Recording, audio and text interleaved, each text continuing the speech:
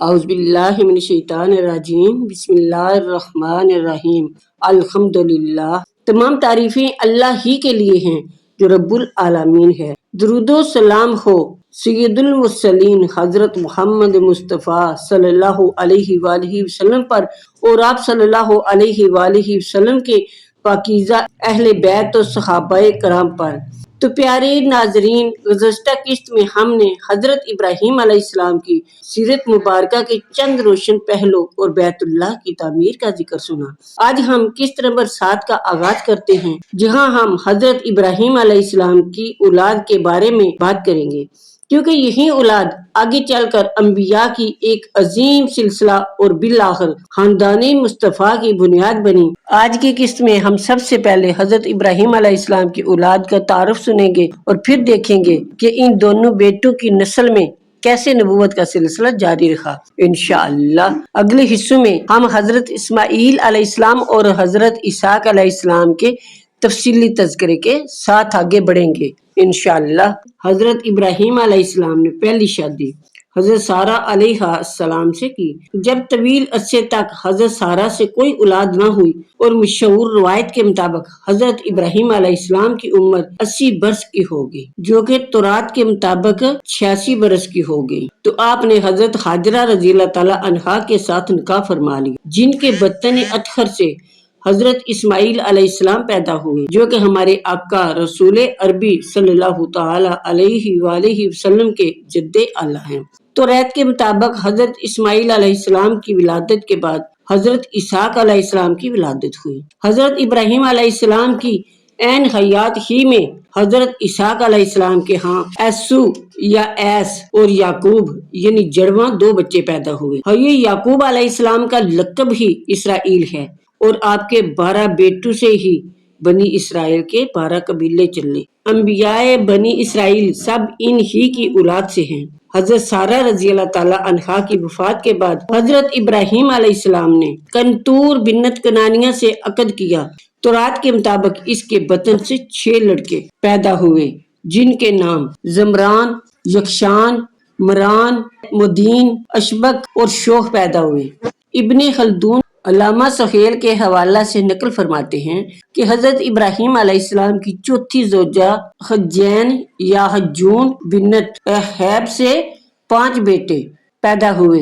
پہلے کا نام کیسان، فروخ، اسیم، طوفان اور نافس پیدا ہوئے۔ علامہ طبری علیہ رحمۃ اللہ علیہ کے مطابق کنتورہ سے یکشان پیدا ہوا۔ باقی 5 بیٹے ابراہیم علیہ السلام کی زوجہ راوا سے پیدا ہوئے۔ ابن خلدون فرماتے ہیں بنابراً حضرت ابراہیم علیہ السلام کے کل لڑکوں کی کل تعداد 13 ہوئی، یعنی حضرت اسماعیل علیہ السلام حضرت ہاجرہ سے، حضرت اسحاق علیہ السلام حضرت سارہ سے، 6 لڑکے کنتورہ سے اور 5 لڑکے بروات سہیل، حجین یا حجون سے اور نجیال تبلی رہوا سے پیدا ہوئے۔ باقی اللہ بہتر جاننے والا ہے۔ علامہ ابن خلدون کے مطابق حضرت ابراہیم علیہ السلام کا 176 برس کی عمر میں سرزمین شام میں انتقال ہوا۔ تورات میں بھی آپ کی عمر 175 سال یعنی 175 حضرت سارہ کے پہلو میں مقام خلیل میں دفن ہوئے۔ حضرت اسماعیل علیہ السلام اور حضرت اسحاق علیہ السلام دونوں بھائیوں نے آپ کی تدفین کی۔ تورات حضرت ابراہیم علیہ السلام نے بارگاہ رب العزت میں بیٹے کے لیے دعا کی تھی، مگر حضرت سارہ رضی اللہ تعالی عنہا سے طویل عرصہ شادی کو گزرنے کے باوجود جب کوئی اولاد نہ ہوئی تو مصر سے فلسطین واپسی کے 10ویں سال حضرت سارہ علیہ السلام کی خواہش پر آپ نے حضرت ہاجرہ خاتون سلام اللہ علیہا سے نکاح فرما لیا، تو رب ذوالجلال نے آپ کو بطن ہاجرہ سے نہایت ہی خوبصورت چاند سا لختے جگر عطا فرمایا۔ حضرت ابراہیم علیہ السلام کی خوشی کا کوئی ٹھکانہ نہ تھا۔ آپ نے اس مولود کا نام اسماعیل، جو عبرانی زبان کا لفظ ہے، رکھا، جس کا مطلب ہے اسماعیل یعنی سمیع اللہ کا ہم معنی ہے۔ چونکہ ابراہیم علیہ السلام کی دعا بارگاہ رب العزت میں سن لی گئی یعنی قبول ہو گئی تھی، اس لیے نام ہی یہ رکھ دیا۔ تورات میں اس کا ترجمہ یہ ہے، اس لڑکے کی آواز جہاں وہ پڑا ہے خدا تعالیٰ نے سنی۔ پیدائش باب 22 درس 20 قرآن کریم کی سورہ توبہ میں اللہ تعالیٰ ارشاد فرماتا ہے بے شک ابراہیم علیہ السلام تو بڑے ہی نرم دل اور علیم الطبع تھے۔ ولادت کے ساتھ ہی جناب باری تعالیٰ سے وحی نازل ہوئی کہ اس لڑکے کی 12 اولادیں ہوں گی اور ہر ایک بڑے سلسلے کا رئیس ہوگا۔ پہلے پہل تو حضرت سارہ علیہ السلام بھی ولادت اسماعیل علیہ السلام پر بڑی خوش تھی، لیکن جب حضرت ابراہیم علیہ السلام کی دلچسپی اس نومولود میں کچھ زیادہ بڑھ گئی تو حضرت سارہ علیہ السلام فطری غیرت کی وجہ سے برداشت نہ کر سکیں اور اس پھول جیسے معصوم بچے کو بامائے اس کی والدہ کے دور کہیں صحرا میں چھوڑ آنے کا مطالبہ کر دیا۔ حضرت ابراہیم علیہ السلام جیسے نہایت ہی علیم الطبع اور سراپے رحم و کرم بلائے اس مطالبے کو کیسے مان سکتے تھے، مگر اللہ تعالیٰ کی طرف سے وحی نازل ہوئی کہ اے ابراہیم جس طرح سارہ سلام اللہ تعالیٰ علیہا کہتی ہیں اسی طرح کرو۔ رضائے الہی کی خاطر اپنا سب کچھ قربان کر دینے والے حضرت ابراہیم علیہ السلام فوراً کمر بستہ ہو گئے۔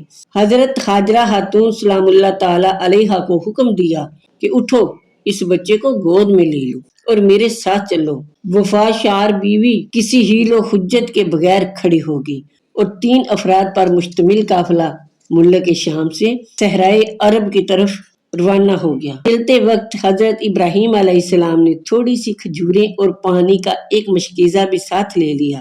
حضرت ہاجرہ سلام اللہ علیہا کی گود میں ننھا معصوم بچہ تھا اور حضرت ابراہیم علیہ السلام کے کندھے پر کھجوریں اور پانی تھا۔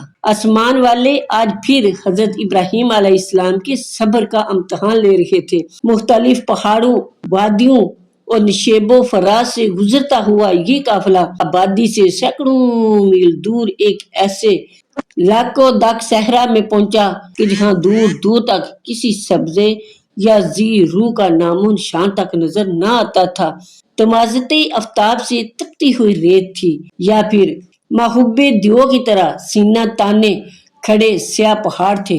یہاں پہنچ کر میرے قافلہ حضرت ابراہیم علیہ السلام نے سواری کو روک لیا، خود بھی سواری سے نیچے اتر آئے اور ہاجرہ علیہ السلام کو بھی نیچے اترنے کا حکم دیا۔ فرما بردار اور وفاشار بیوی سواری سے اتری اور اشارہ پا کر گرم ریت پر بیٹھ گئی۔ حضرت ابراہیم علیہ السلام نے پانی کا مشکیزہ اور کھجوریں ان کے پہلوں میں رکھیں، پھر حسرت بھری نگاہ سے اپنی جانسار بیوی اور محبوب بیٹے کو دیکھا اور آنکھوں میں آنسو لیے اپنی سواری کی طرف بڑھے۔ ابھی تک حضرت ہاجرہ رضی اللہ تعالیٰ عنہا کو پتہ تک نہ تھا کہ کیا ہونے والا ہے، لیکن جب حضرت ابراہیم علیہ السلام کو واپس جاتے دیکھا تو تنہائی کی وحشت سے خوفزدہ ہو کر بولی، اے میرے سر کے تاج، آپ کو یہ کس نے کہہ دیا کہ مجھے اور اس نونہال کو ایسی زمین میں چھوڑ جائیں جہاں نہ تو کوئی درخت ہے اور نہ ہی پانی؟ حضرت ابراہیم علیہ السلام نے بھرائی ہوئی آواز میں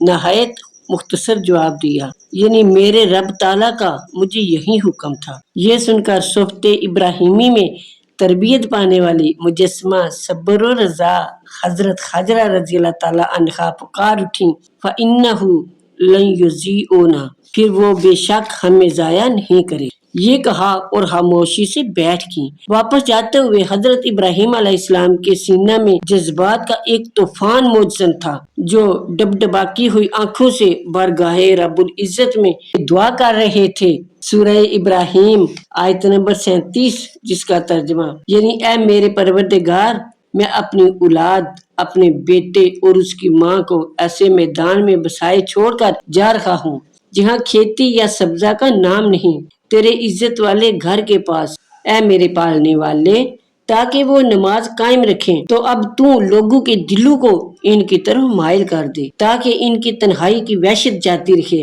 اور ان کو پھلوں سے روزی عطا فرما تاکہ یہ تیرے شکر گزار بنے۔ تو ناظرین، معلوم یہ ہوا کہ حضرت ابراہیم علیہ السلام نے کہا تیرے عزت والے گھر کے پاس، اس سے معلوم ہوتا ہے کہ حضرت ابراہیم علیہ السلام کو الخام خدا بندی سے معلوم تھا کہ اس بیابان میں کبھی خانہ کعبہ موجود تھا جو کہ طوفان نوح کی وجہ سے ناپید ہو گیا تھا۔ پھر حضرت ابراہیم علیہ السلام نے کہا اور ان کو پھلوں سے روزی عطا فرما تاکہ یہ تیرے شکر گزار بنے۔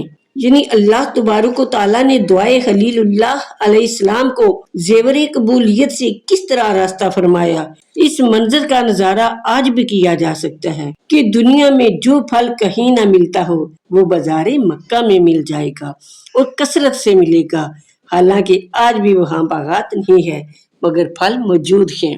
تو پتہ چلا یہ حضرت ابراہیم علیہ السلام کی دعا کا نتیجہ ہے۔ تو اسی امید کے ساتھ اجازت چاہوں گی کہ آپ کو میری آج کی ویڈیو پسند آئی ہوگی۔ اگر پسند آئی ہے اسے لائک کریں، شیئر کریں، چینل کو سبسکرائب کریں اور ساتھ لگے بیل آئیکن کو ضرور دبا دیں تاکہ میری ہر نئی آنے والی ویڈیو سب سے پہلے آپ تک پہنچ سکے۔